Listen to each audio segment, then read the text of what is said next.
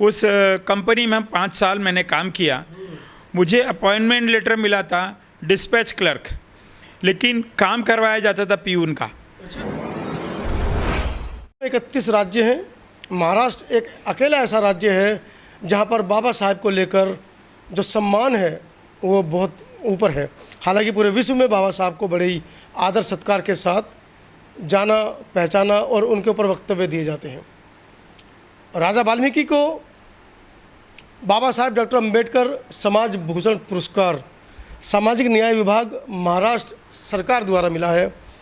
ये एक ऐसा सम्मान है जो सांसद एमएलसी तक का जो कद है उसको भी पीछे छोड़ देता है। आइए राजा भैया से मुलाकात करेंगे, किस तरह से उन्होंने समाज सेवाएं की जो दशकों तक चलती रहीं और महाराष्ट्र शासन की नज़रों में वो आए और इतने बड़े सम्मान से उनको सुशोभित किया। राजा वाल्मीकि जी, पहले तो आपका स्वागत है तमाम मीडिया चैनल्स पर। जय भीम साथियों, धन्यवाद। अपने बारे में ज़रा संक्षिप्त में हमारे दर्शकों को बताएं, कहाँ से क्या मतलब क्या आपकी सामाजिक और जो पारिवारिक पृष्ठभूमि वो क्या है? मेरा नाम राजा वाल्मीकि है, मैं मुंबई से हूँ और पारिवारिक पृष्ठभूमि में एक सफाई कामगार का बेटा हूँ और बड़ी कष्ट और मेहनत करके पढ़ाई करी। पढ़ाई करने के बाद सोशल वर्क तो ध्यान नहीं रहा कि भाई रोजी रोटी कमानी है। रोजी रोटी कमाने के चक्कर में लगे रहे और कई वर्षों बड़ा कड़ा परिश्रम करके हमने अपने आप को खड़ा किया। एक वक्त ऐसा आया कि एक बंदा हमें ले गया एक ट्रैवल एजेंसी में नौकरी करने के लिए, और जिस ट्रैवल एजेंसी में नौकरी करने के लिए हमें ले गया था वहाँ के मैनेजर ने मुझसे एक वर्ड कहा था कि अगर लगे रहोगे इस संस्था में, इस ट्रैवल एजेंसी में, तो एक दिन तुम्हारा नाम होगा पूरे बम्बई में, महाराष्ट्र में। पता नहीं हमारे दिल में भी ऐसे लगा कि भाई लगे रहना चाहिए। उस कंपनी में 5 साल मैंने काम किया। मुझे अपॉइंटमेंट लेटर मिला था डिस्पैच क्लर्क, लेकिन काम करवाया जाता था पियून का। हाँ, तो पियून से लगा करके मुझे बड़ा सौभाग्य मानता हूँ मैं इस बात का कि पियून से लगा करके मैंने उस कंपनी में हर चीज़ सीखी। मैं वहाँ से काउंटर स्टाफ बना, फिर मैंने मार्केटिंग सीखी, फिर मैंने रिजर्वेशन कैसे किया जाता है, मैंने अकाउंट सीखा। और अकाउंट सीखने के टाइम हमारा जो सीए, हमारे कंपनी का जो चार्टर्ड अकाउंटेंट हुआ करता था, उसने मुझे एक वर्ड कहा था कि मालिक बनने के पहले तुम्हें पियून बनना आना चाहिए। वो बातें मेरे दिल में एकदम जगह कर गई कि मालिक बनने के लिए मैं तो पियून बन के आया हूँ, तो यानी अब मेरी उम्मीद है कि मैं मालिक बन सकता हूँ। तो उस बात को ध्यान में रखते हुए मैंने सब चीज़ें वहाँ से सीखी। मैं पियून से शुरुआत करते करते जब मेरी कंपनी बंद होने आई, उस वक्त उस कंपनी का कर्ता धर्ता मैं था, यानी मैं मैनेजर था उस एक डिवीज़न का। हमारी ऑर्गेनाइजेशन तो बहुत बड़ी थी, वो पारसी ओनर थे उनके, मगर उस कंपनी का जब बंद होने आई तो उस कंपनी का इंचार्ज मैं था।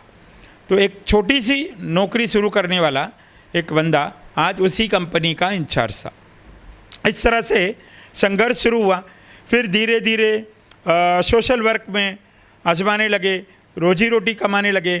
फिर जब कंपनी बंद हुई तो उस कंपनी के लोगों ने ही मुझे सपोर्ट किया कि अब आप अपना खुद का रोजी रोजगार शुरू करो, हम आपकी मदद करेंगे।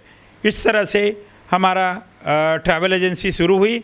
और एक वक्त ऐसा था कि बम्बई में हमारी ट्रैवल एजेंसी वीटी स्टेशन के पास है, 135 गाड़ियाँ हुआ करती थी।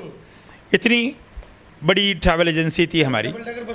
नहीं, कार, हमारा जो डिवीज़न था वो टूरिस्ट कार का था, 4 व्हीलर।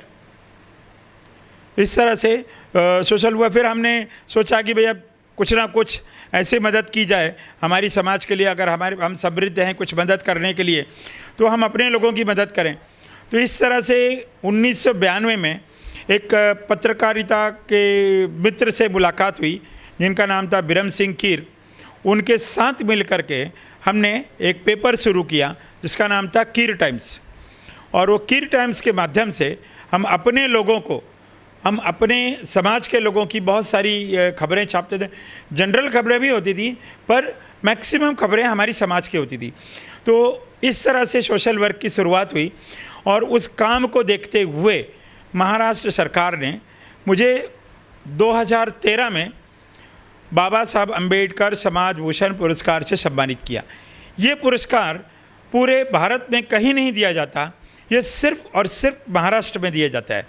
और जिस बंदे को ये पुरस्कार मिलता है, जिस आदमी को ये पुरस्कार मिलता है या जिस औरत को ये पुरस्कार मिलता है, वो एक तरह से एक्स MLA है, यानी महाराष्ट्र सरकार की वो सभी सुख सुविधाएं मिलती हैं जो एक एक्स MLA को मिलती हैं।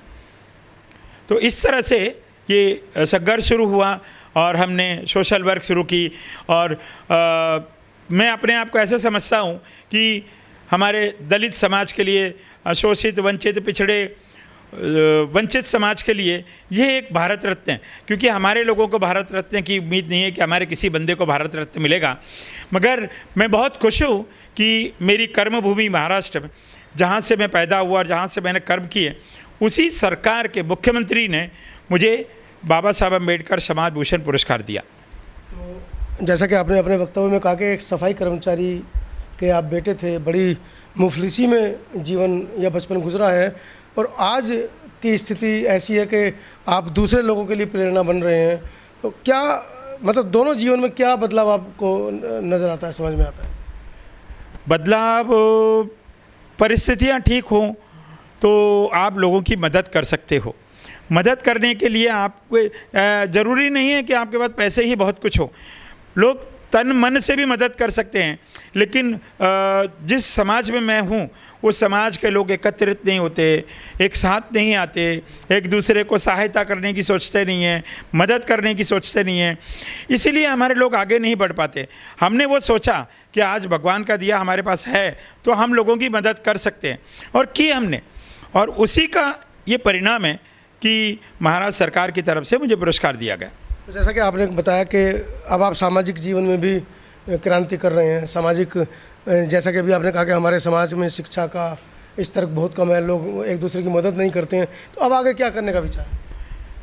हमने एक संगठन बनाया है, आप देख सकते हैं ऊपर, ये 5S फाउंडेशन हमारा संगठन है।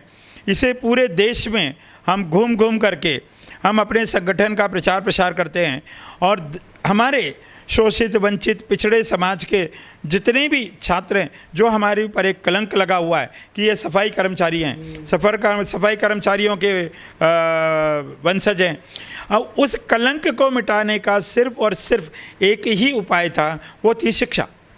हम पूरे देश में शिक्षा पर काम कर रहे हैं। हम आने वाली पीढ़ी को शिक्षित बनाने, उनको उत्साहित करने, उनको पुरस्कार देने, उनको उसका शिक्षा का महत्व समझाने के लिए हम हर एक प्रदेशों में जा जाकर काम करते हैं, ताकि आने वाली जो पीढ़ी है वो शिक्षित बने। आप शिक्षित बनोगे तभी आप अपने हक अधिकार मांग सकते हो। बाबा साहब कहते हैं कि शिक्षा वो शेरनी का दूध है, जिसने पिया वो दहाड़ेगा। तो हमारा उद्देश्य यही है कि हमारी समाज के जितने भी हैं, आने वाली पीढ़ी है, वो शिक्षित बने, साक्षरता पूरा 100% हो। हमारे लोग जितने साक्षर होंगे उतने ज़्यादा आगे बढ़ेंगे।